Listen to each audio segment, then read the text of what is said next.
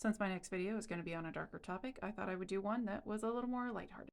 I've had some messages and I've seen a few videos on what do you do when you feel powerless with everything going on. Basically, it's the little things you do each and every day. One of the ways that you can fight back with everything going on is to have joy in the middle of all this, even though it may not seem like that's the case.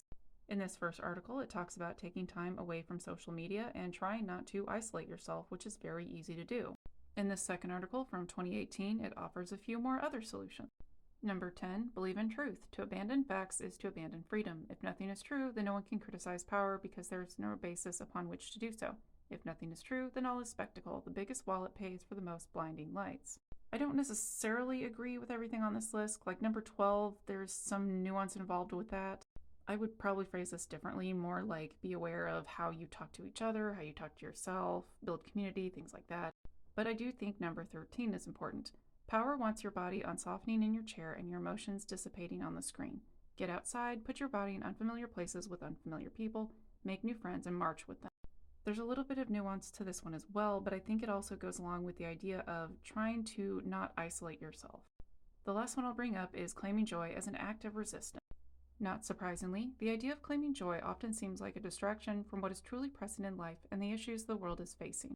In moments of stress, anxiety, and depression, joy often feels like a selfish or guilty pursuit, precisely because everyone is going through so much. Drawing on our activist mentality, it is easier to focus on the revolution than to find a place for pleasure and joy. This sentiment is affirmed by bell hooks. I often find it easier to be teaching or giving to others and often struggle with the place of my own pleasure and joy. I want to point out the section, Joy as a Political Strategy. As a political strategy, joy is subversive when it counters common Western narratives of what life is like when rooted in the belief that a world where justice, equity, and well-being for all is possible.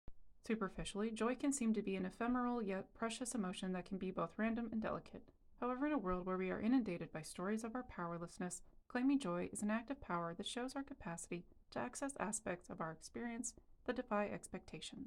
Claiming our right to joy enables us to revision ourselves in ways that are meaningful and important to us rather than conforming. What really sticks out to me in this article is one of the last few sentences.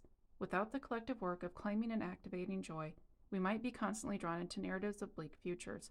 Joy as a practice helps us cultivate optimism and confidence that the work we do in the present has a greater significant purpose. Every daily defiant little act builds up. We're all in this together, and don't let the turkeys get you down.